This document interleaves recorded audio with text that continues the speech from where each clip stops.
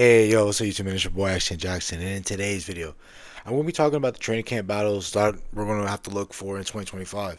It's crazy to say that we're only about 2 weeks away from training camp, and I'm very excited, of course. Football is right around the corner. We got the Hall of Fame game, July 31st, the last day of the month, so it's going to be very exciting because football is right around the corner. So before we hop into the video, I would appreciate if you guys would like the video, subscribe if you're new, comment, and share my video with anyone who you know will watch my content. Please and thank you.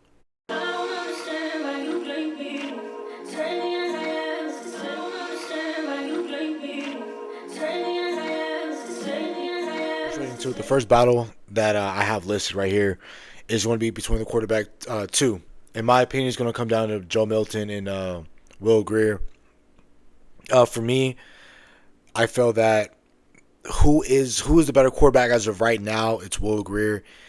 He's been in the league since 2019, drafted in the third round out of West Virginia by the Carolina Panthers. Played for Carolina for a little while, um, played for the Bengals, played for the Eagles, played for the Cowboys, played for a crap ton of teams. But now he's on his way back to Dallas Cowboys. And last time that we've seen Will Greer, he had the best passer rating that a quarterback can have at 158.3. He did not miss a single pass. He had like 4 touchdowns. He ran one in. That was a game in which Dak Prescott called the last game of the season in 2023. And Will Greer had a really good outing. And then he went to, I want to say either New England or Philly. But no, it was great when he was here. I think Will Greer is probably going to win the quarterback two job. But who do I want to win? I want Joe Milton to win because I feel like Joe Milton has the best attributes out of everybody that is in the quarterback room right now. Dak Prescott has the most experience. He's won more than any of these guys. He's accomplished a lot more than both of these quarterbacks combined. But I do feel like Joe Milton has what it takes, in my opinion, from the neck down. Physical attributes, 6'5", played SEC football, was a solid player when he played in a whack offense like Tennessee. When you watch their film, the way that they play offense is ridiculous, and you surprised how they even make the playoffs, right?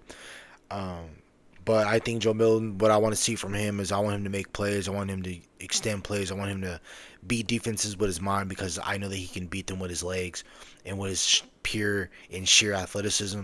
I just want him to take it to the next level. I feel like that's what separates the quarterbacks from good to great, from elite, from good or above average to elite, or decent players on the cusp of Hall of Fame and definite Hall of Famers is really your situation. Where do you go? Where do you play?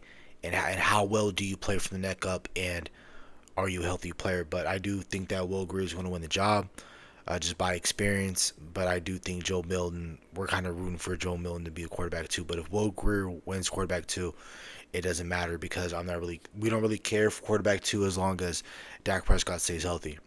Running back one is that's the battle that I'm looking forward to. Who will come out and who will lead that committee? In my opinion, I think it's going to be Javonte Williams. Why? Because again, he played in 2021. We saw what he did against our own in the Dallas Cowboys when we played against the Denver Broncos around the first week of November in 2021. We saw what Javonte Williams did to us, but not only that, he was a top 75 selected player, top 80 selected player by the Denver Broncos. So the Broncos saw something in him coming out of UNC. And I think Javonte Williams is going to be a really solid running back for you. I feel that once Clayton Adams, offensive coordinator, and Connor Riley, your offensive line coach, if they put their words to fruition and what Duke Manyweather is doing with our offensive line, I feel that our run game is going to improve.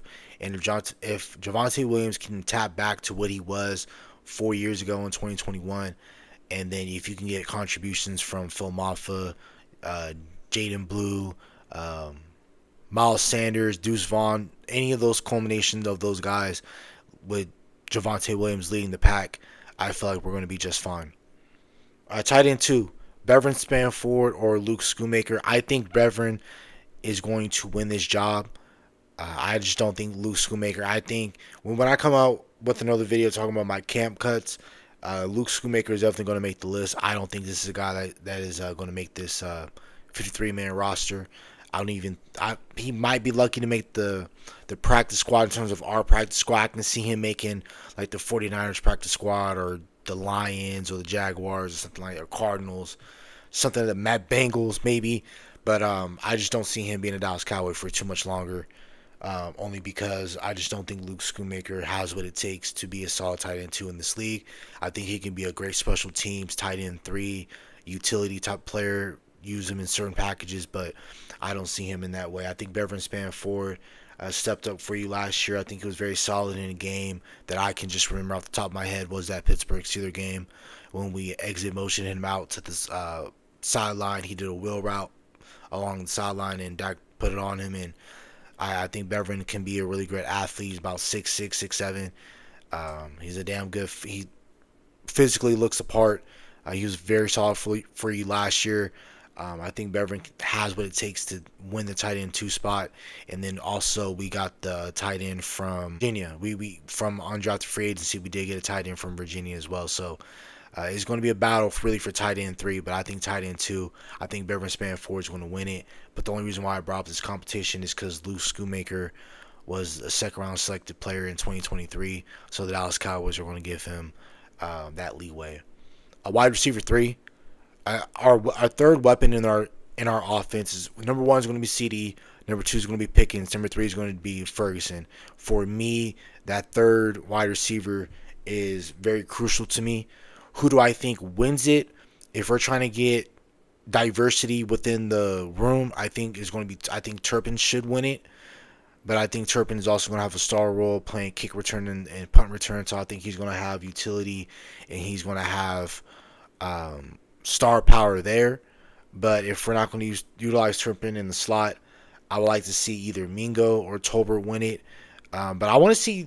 I mean, if Tolbert wins and Tolbert is like a Cedric Wilson type of guy where he gets like 700, 800 yards and about 3 or 4 touchdowns, I think that's a really good year for him, and he'll be able to get himself another 2-3 year deal. Talking about Jalen Tolbert for him to stick around in the league. But if Jonathan Mingo can step in and bring something different from you in that slot, I think that Jonathan Mingo can be something special within the slot if he figures it out, in my opinion.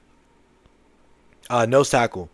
I feel like Jay Toia and Mozzie Smith, that those two are going to duke it out in training camp.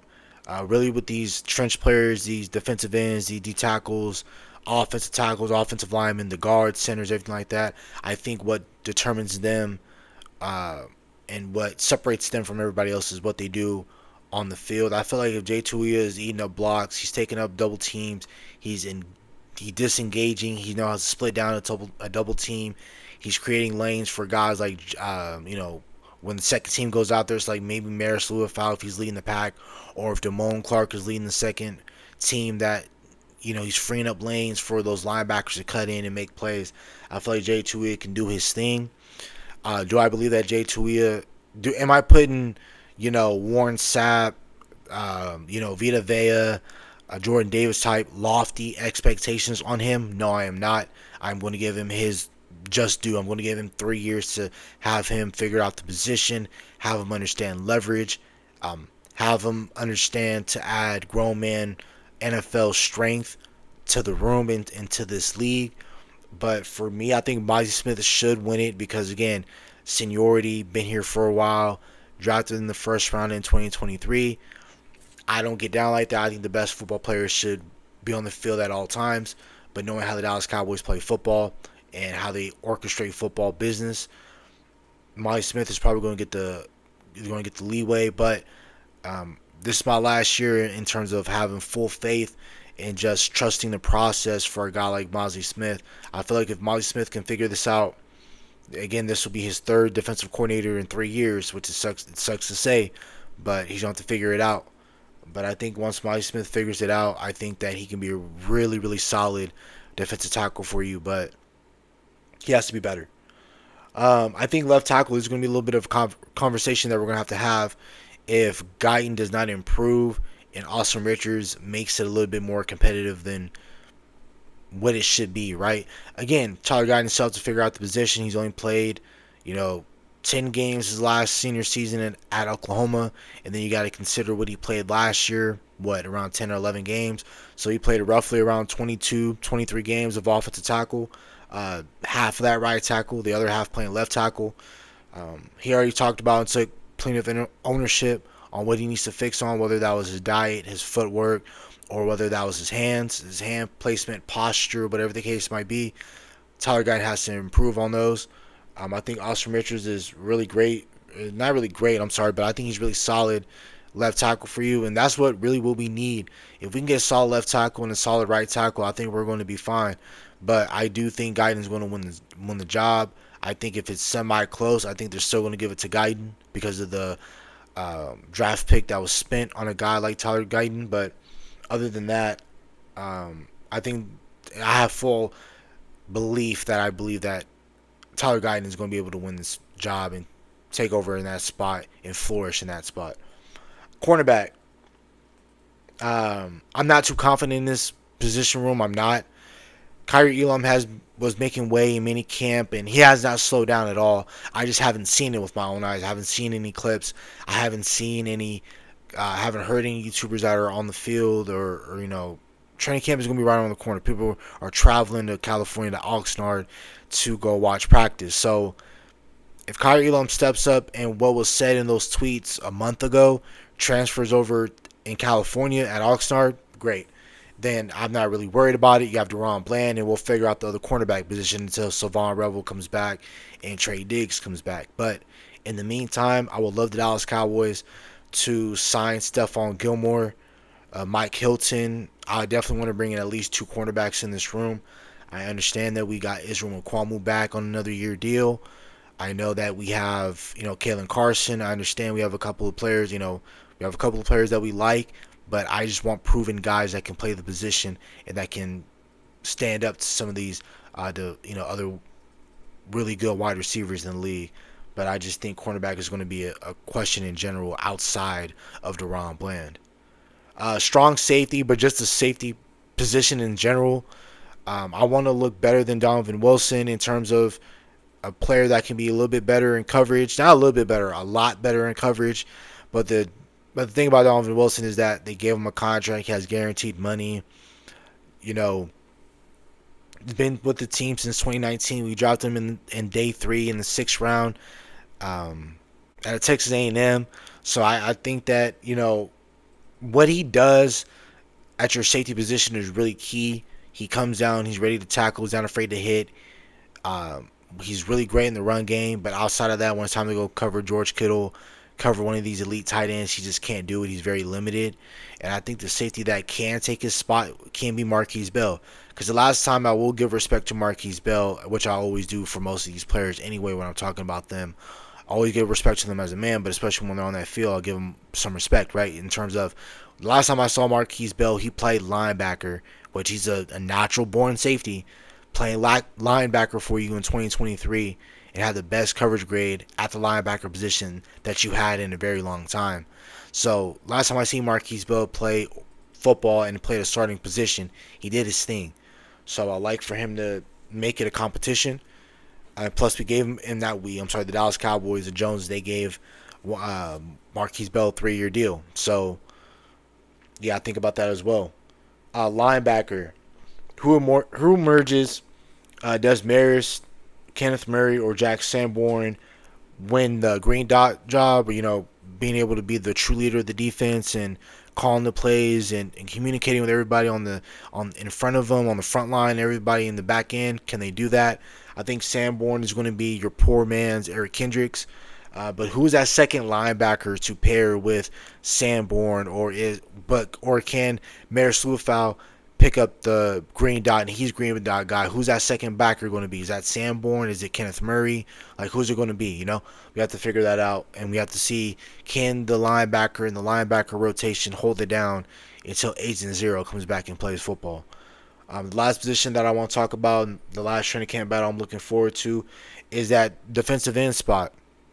Your two best defensive pass rushers are going to be, in terms of on the outside and on the edges, are going to be Michael Parsons and Dante Fowler Jr. Who is that third, fourth defensive end going to be? Is it going to be Donovan Ezeraku? I think it's going to be Donovan Ezeraku. But who's going to be your fourth defensive end? Is it going to be Sam Williams? Is it going to be Peyton Turner? Like, who is it going to be? You know, but I believe that Donovan Ezeraku he might find a way to push Sam Williams off the roster. But can Sam Williams, if he's not going to be your third best pass rusher, can he be your fourth best? Can he push a guy like Peyton Turner off the bridge and find a way for him to, find a way for Sam Williams to make the roster? Again, he was a second round selected player in the 2022 draft out of Ole Miss. Led the SEC in sacks that year, but again, in the NFL, you have to update your resume. So I think Donovan Ezeraku is your third best pass rusher, and I think Sam Williams has all the potential in the world, and he looks like he has the athletic makeup to be a very dominant pass rusher. It's just, can he figure it out from the neck up? That's about it for the video. Hopefully you guys have a nice day. Stay safe, stay blessed. Bye.